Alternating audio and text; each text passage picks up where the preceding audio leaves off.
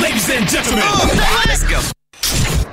Where Brooklyn at? Where Brooklyn at? Where Brooklyn at? Well, actually, I live in Delaware now, so does that make me a Delawarean? Singing girl.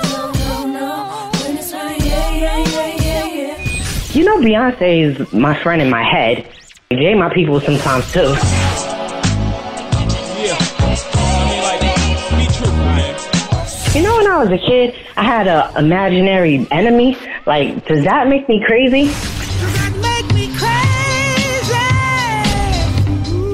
Life as P, presented by Say What Radio. Hello, welcome to Life is P. I'm your host, Phoenix Ash. Thank you so much for joining me. If you are a repeat listener, I appreciate you. I always do. I'm so glad you're here. If you're a new listener, thank you for giving me an opportunity to say what's on my mind, for you to listen to my thoughts, possibly help me with my problems if you want to reach out in my DMs. Ciao. I'm at P Writes on Instagram as well as at P Writes on Twitter. I'm Phoenix Ash on Facebook. Definitely come check me out, see what we're talking about.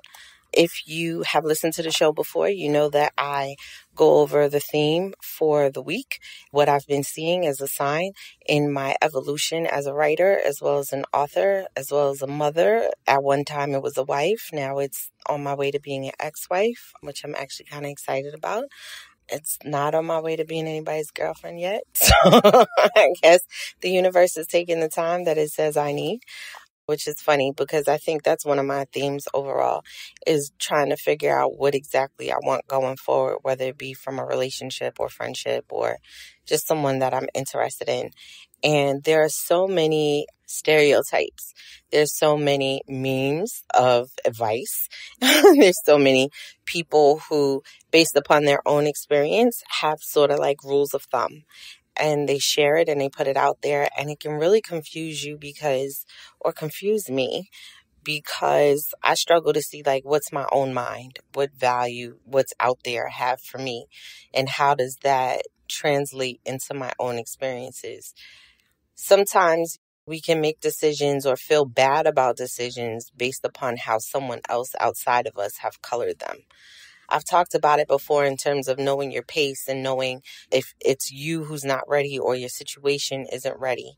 I give myself as an example in terms of I talked about being in a situation that's basically over and going forward and thinking about dating and who I'd like to date and who I'd be interested in and what I'd like to do. That can sometimes be a little difficult to navigate, particularly when so many people have chimed in, even without you asking, in terms of what's the appropriate time to move forward. A lot of people feel like, you shouldn't move forward until after your divorce is final. I am not one of those people. And that is because I feel like you should take that on a case-by-case scenario. For myself, my marriage had been dead for a very long time prior to us deciding that we were going to get a divorce. So the thing that my heart was missing or feels as though it's missing has been missing for a long time. So for me, just the acknowledgement of knowing that we're getting a divorce, the fact that there's paperwork that's been filed, there's decisions that are being made in order to try to finalize this thing. That to me is, I'm in the clear to move on just as he is. I would never feel some type of way about who it is that he's dating unless for whatever reason that person was dangerous to be around my child. My child is number one in my life, will always be. And so my primary concern when it comes to her is that the people who are around her love and protect her. And I am not a jealous mom, so I do not feel as though someone else can't love my daughter. I don't feel as though someone else can't protect my daughter. If they have feelings for her father, if they have a relationship with her father, she is an extension of him. And I think that if they have the ability to care for her and be respectful of her and nurture her, help her grow, then that's all right with me. She can be around them. So I think the acknowledgement of that for me was a sure sign that I have moved on. Like, I moved on. I'm not thinking about what he's doing, who he's up in, none of that. I don't care. I don't miss that portion of our relationship, and it's not a slight towards him. It's just, I'm over it. I'm over it. And I think that the whole process of divorce has actually surprised me a little bit because I was pretty naive in the beginning. I thought that we would agree that this didn't work, agree to parent our child in the best way possible, and maintain a friendship. Just understand that, it's all about her and respect each other. I am a giving person. I will still bring you some macaroni and cheese when I cook a batch for the weekend. It does not mean I love you that way. It does not mean that I miss our relationship. It does not mean that I'm doing wifely duties. It means that I made this big ass pan and me and my daughter is not going to eat it all throughout the week, and I got to give her some, and I know you like it, so I'll give you some because I'm going to feed you and your girl. I know for a lot of people it's like, what? If your girl is helping to take care of my child and she's protecting my child and my child likes her, she's coming home, she's laughing, she's had a good day, she's really getting along, I'm going to send enough for you and your girl. I'm going to say, here you go. So I'm really not that person who is trying to hang on or is trying to fight over anything. It's just not who I am, nor will it ever be. When something is over, it's over for me, and it's over for someone else who is involved with me. I respect that. It's over. That's it. I'm not going behind you trying to convince you otherwise. Just like I don't expect somebody to come behind me to try to convince me otherwise, unless I appear shaky and maybe I want you to chase a little bit. So I have had a situation where I was like, you know what, I'm going to just try to put this man out of my mind. And when he came back around and pulled me back in a little stronger, I kind of was like, oh, okay, I like that. But honestly, I was naive in thinking that everything was going to go so smoothly, that it was just so simple to make an agreement. And I think what's making that on my mind is, one, I'm working on a couple more books. Touch Me First did excellent. It debuted as #1 on the African American erotica charts. Yay, I'm so hyped. So I'm really hyped about that. It did well. And riding high on the momentum, I've been working on a couple of other stories. I kind of got a plan for the rest of the year. And so some of these stories that I'm working on now is probably going to make it to next year's schedule. So I'm really trying to push forward. And unfortunately, I'm not an emotional writer. I'm an emotional break taker, maybe. So when I am emotional, when things aren't going right and I'm very stressed or very tired, I sometimes will take a break and not write as much. So I'm trying to break out of that as well because I feel like it impedes my consistency. It is partially why some of these stories are taking a year to tell or 6 months to tell, because I am pausing them at a time that I'm emotional. When I come out of that emotional state, I've lost momentum for that particular story. And I've decided that I need to write something new and fresh or revisit a different story, which seems to be impeding the progress on all the stories across the board. Gonna have to do something about that. So I decided to take some time for myself to just step away from everything for a second. I was disappointed and mad with myself because I took a trip, and on the trip, I forgot my laptop. And I was so blown because I can't tell you the last place I went without my laptop. I mean, I take it with me to the nail salon, the hair salon, all of that. So I was really blown, and I was in a space where I could not, the drive home would be just too long to retrieve it. So I had to think about what other ways can I get my story ideas down, can I particularly capitalize on this time that I have by myself and really dig into some work and just come out productive. And then I talked to a good friend of mine who basically was like, listen, you've had a lot go on this year. Like, I'm not even talking about your rough week. I'm not talking about your rough couple of months. I'm talking about you've had a lot go on this year. And she was like, you know, you have to tell yourself it's okay to do nothing. You're struggling with sleeping well. You are stressing yourself out because you left your laptop, because you're feeling like you're not productive, you're not completed work. And she's like, rest contributes to productivity just as much. And I feel like I'm trying to hear that. I feel like that's really been my theme. I know it was such a long way, such a long route to get to what the theme was, right? But I feel like that has definitely been the theme. This week, I was extremely forgetful. It wasn't just the laptop. It was things I had to drop off for a site. It was forgetting my daughter's lunch. And it really started on Sunday when something was said to me that put me in a wild mental state for a second. I feel like it made me feel extremely combative, like ready for war, combat. And I think it kind of lingered into my Monday. The mood, the energy, the universe, the space, all of that, it all lingered into my Monday. And I brought that energy into my new week because the person who said what they said it on Sunday. I didn't see them on Monday. So it was me who was bringing it into my Monday. And there was just a list of events that happened after that seemed to make my week extremely difficult. But here I am. I survived because survival is a given for me. That's a given. Thriving is the thing that I aim for because survival is a given. I've had so many bumps and bruises, so many losses, be it through death, breakups, illness, whatever. Survival is a given. So I have to figure out how to thrive. And I feel like sometimes we go through these weeks or months or years that are extremely bumpy, overwhelming. We've got a lot of things on our plate. We've got a long list of things we need to address. And I feel like sometimes we dismiss the option of rest as a way to help us deal and cope with these things.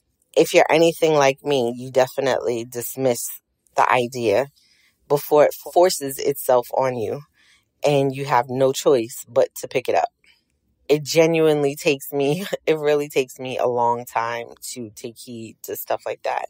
I'm trying not to take so long because I have the experience of knowing what the result is when I don't take heed.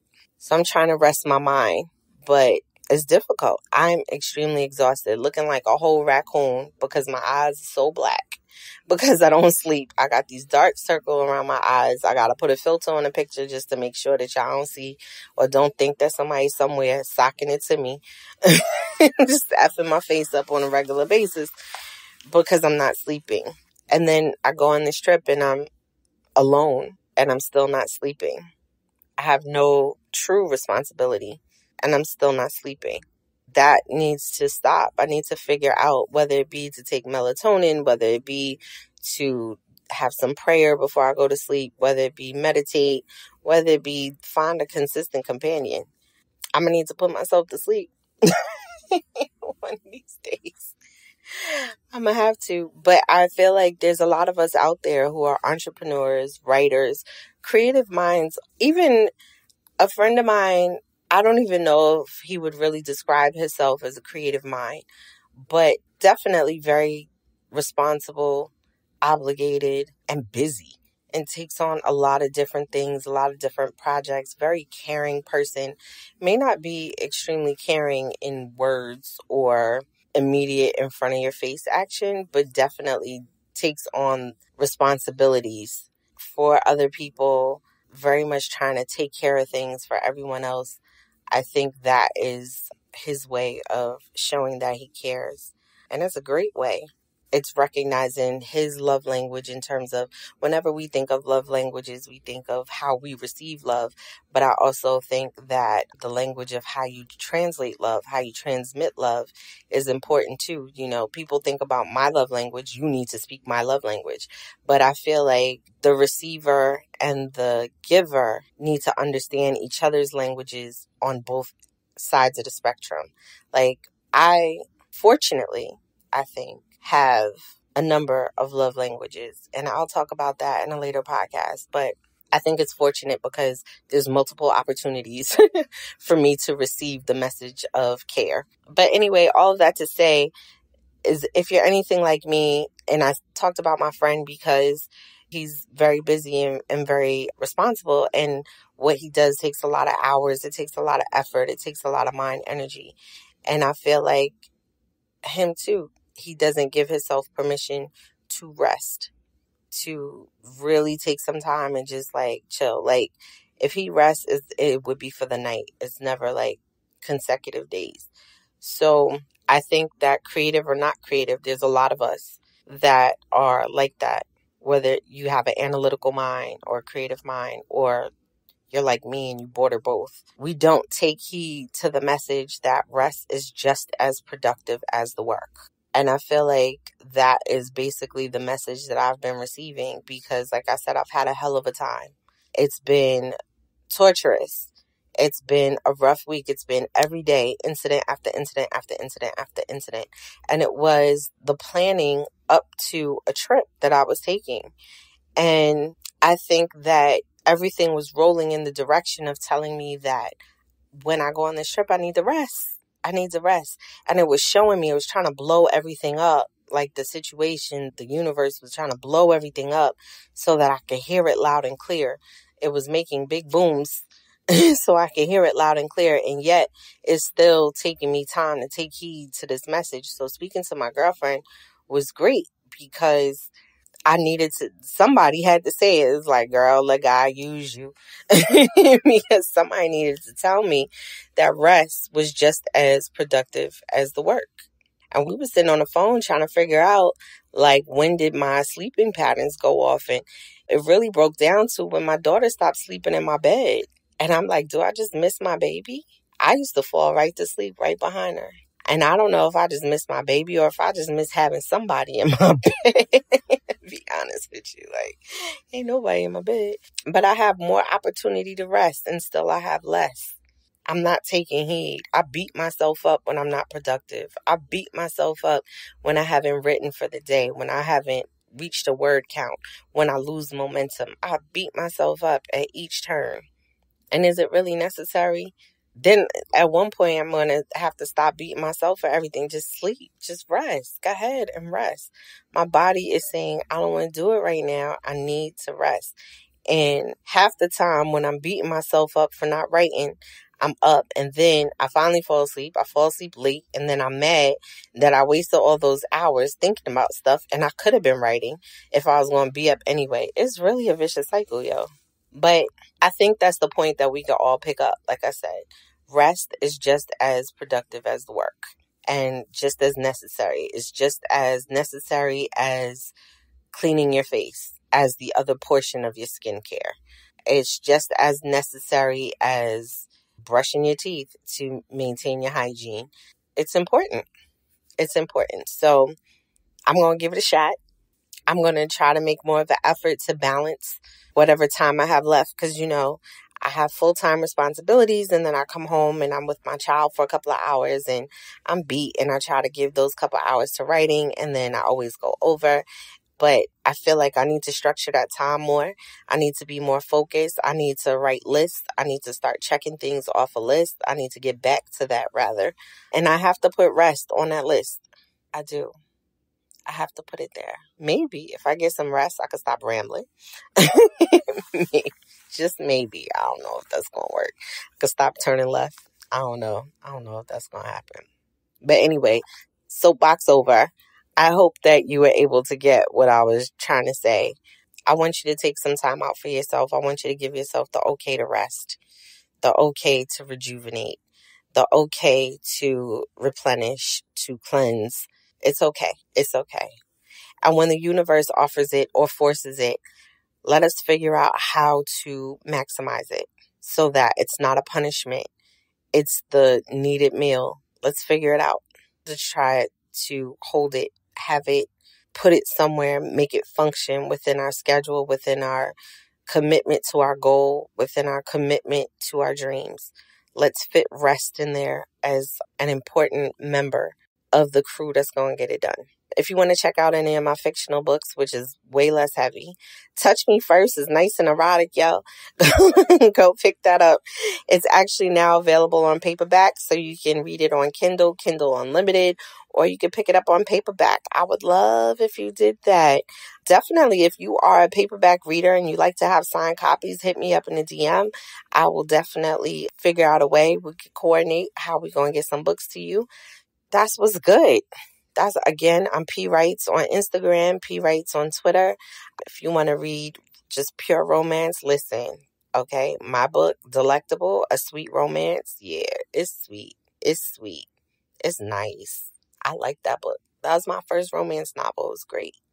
If I do say so myself. No, for real, for real. If I don't say it, who gonna say it, right? Nah, I want you to be well. I want you to pursue your dreams, take hold of your goals, and figure out how to fit rest in there as a necessary crew member. All right, guys, I love you. Until the next time when we can exchange power. Peace.